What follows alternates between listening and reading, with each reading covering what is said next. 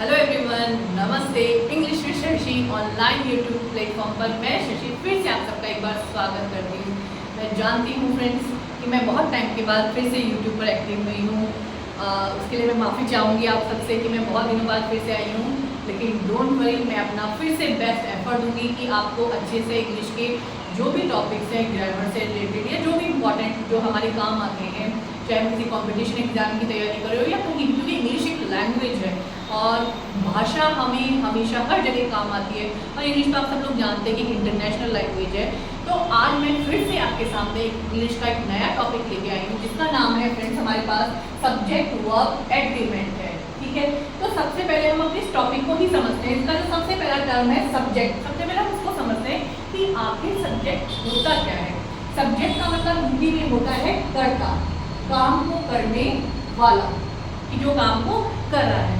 जैसे for example friends मैं यहाँ पर लिखती हूँ, यहीं आपकी साइड में, कि मैं पढ़ाती हूँ। मैंने हिंदी में एक वाक्य लिखा कि मैं पढ़ाती हूँ। अब फ्रेंड्स यहाँ पर पढ़ाने का काम कौन कर रहा है, यानी काम को करने वाला कौन है, वो है मैं, यानी आई। तो सब्जेक्ट हो गया काम को करने वाला, डूअर, जो उस एक्शन को कर रहा है। आगे बात समझ में। अब इंग्लिश में हम इसे सब्जेक्ट कहते हैं। जनरली हम हिंदी में और संस्कृत में तीन तरह के पढ़ते हैं, एक वचन, द्विवचन और बहुवचन। इंग्लिश में सिर्फ दो ही होते हैं। सब्जेक्ट को दो भागों में बांटा जाता है जो हम सब जनरली जानते हैं। एक तो होता है हमारा सिंगुलर यानी एक वचन, और दूसरा होता है हमारा प्लूरल यानी बहुवचन। सब्जेक्ट के दो टुकड़े हैं, सिंगुलर और प्लूरल। और अगर मैं शॉर्ट में बात कहूँ कि जो एक्शन, जो काम है, क्रिया है, उसको जो करने वाला हो गया वो क्या कहलाएगा, हमारा सब्जेक्ट, जिसको हम बोलते हैं कर्ता। आगे बात समझ में। यहाँ मैंने लिख रखा है सब्जेक्ट कि affected by the action of the verb, जो क्रिया के काम से प्रभावित हो रहा है, वही हमारा क्या हो गया फ्रेंड्स, सब्जेक्ट हो गया। आगे बात समझ। आप बहुत सारे जैसे एग्जाम्पल ले सकते हो, ही प्ले, वह खेलता है, शी इज स्लीपिंग, वह सो रही है।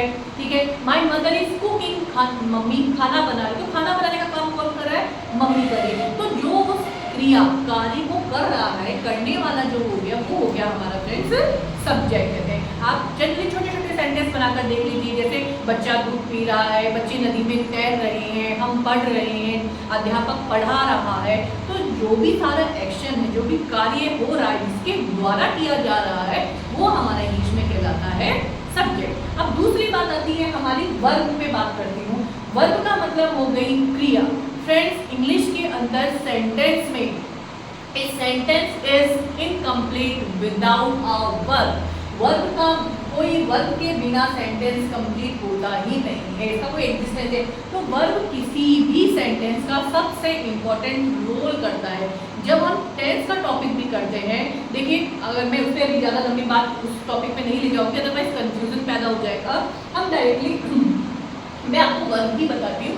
वर्ब का मतलब हो गई क्रिया, कार्य को करने वाला। हिंदी में वर्ब का मतलब हो गई हमारी क्रिया, जो कार्य किया जा रहा है। जैसे मैं पढ़ा रही हूँ, मेरे द्वारा काम क्या किया जा रहा है, पढ़ाने का काम किया जा रहा है।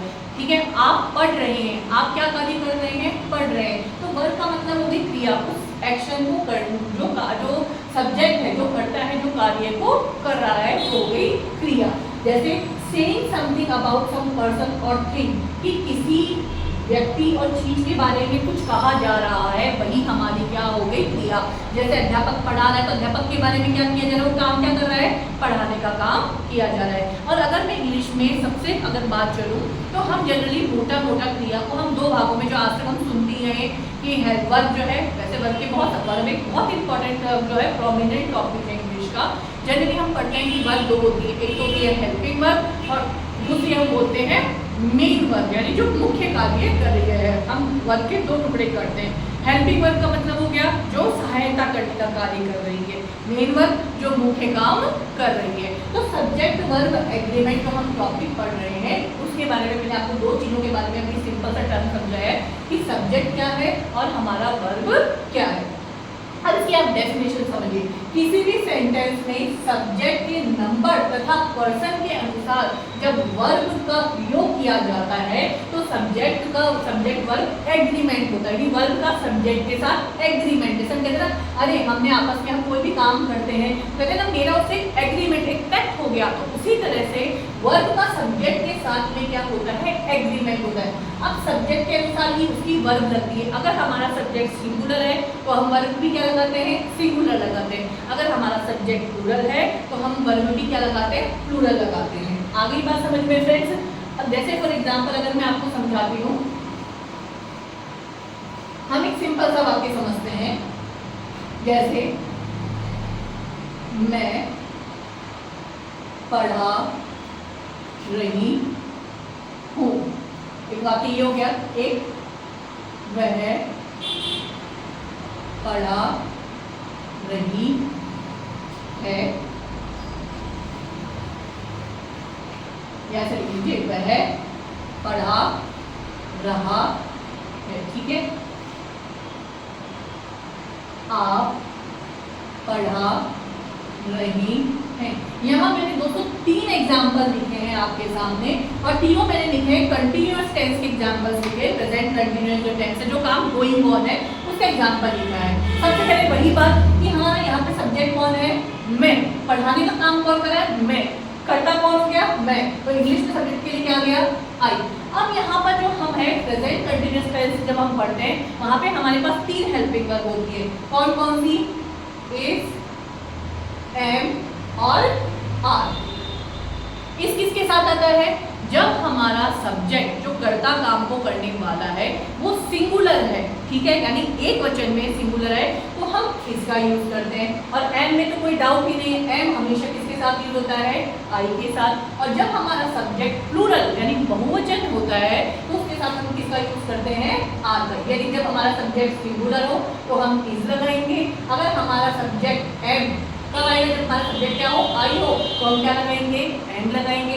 और जब हमारा सब्जेक्ट प्लूरल हो तो हम क्या लगाएंगे, आर लगाएंगे।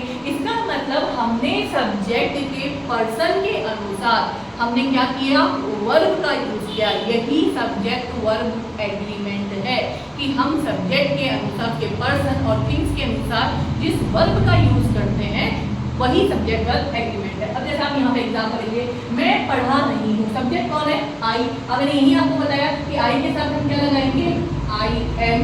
पढ़ाना के लिए क्या हो गया, क्या आ गया, आई एम टीचिंग। अब दूसरा सेंटेंस देखिए, वह पढ़ा रहा है। वह पढ़ा रहा है, सब्जेक्ट कौन है, पढ़ाने का काम कौन कर रहा है, वह। मेल है, ही आ जाएगा। अब ही क्या है, सिंगुलर सब्जेक्ट है हमारा, तो हमारी वर्ब भी क्या आएगी, सिंगुलर आएगी। तो हम लगा देंगे यहाँ पर ही इज टीचिंग। अब वही आप पढ़ा रहे हैं, आपको क्या बोलते हैं, यू। अब यू हमारा क्या है, प्लूरल है, तो क्या लगा देंगे हम इज नाम में से, आर। You are teaching. तो हमारी जो भी वर्ब आई वो किसके अकॉर्डिंग आई, सब्जेक्ट के अनुसार आ गई। ये देखिए आप। अब वही बात है जो मैं आपको समझा रही थी कि हम पढ़ते थे कि वर्ब, जैसे वर्ब के बहुत सारे टाइप होती है, verb transitive verb, intransitive verb, auxiliary verb किसको बोलते हैं, मॉडल ऑक्सिलरी वर्ब किसको बोलते हैं। जब मैं आपको वर्ब का टॉपिक कराऊंगी तो वहाँ मैं आपको पूरा डिटेल में समझाऊंगी कि वर्ब कहाँ किस तरह से यूज होती है। और सेंटेंस का सबसे इम्पोर्टेंट पार्ट जो होती है वो वर्ब ही होती है, कि वर्ब के बिना कोई भी सेंटेंस जो है वो एक इनकम्प्लीट सा रहता है। तो यहाँ पे हमने बात करी आर। अब आर हमारी यहाँ पे क्या हो गई, हेल्पिंग वर्ब। और टीचिंग क्या हो गई, मुख्य काम क्या हो रहा है, पढ़ाने का ही तो काम कर रहे हैं। और यहाँ पे हमने क्या लगा दी, हेल्पिंग वर्ब। तो इस तरह से हमारा सब्जेक्ट वर्ब एग्रीमेंट इंग्लिश के अंदर टॉपिक है, जहाँ पर हम पूरी डिटेल में सारी चीज़ें समझेंगे। उम्मीद करती हूँ फ्रेंड्स अब तक मैंने आपको जो समझाया वो आपको समझ में आ गया होगा।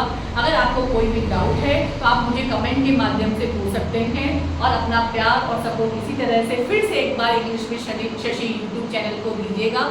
आपको कोई भी तरह की डिसअपॉइंटमेंट देखने को नहीं मिलेगी। I will try to best to teach you.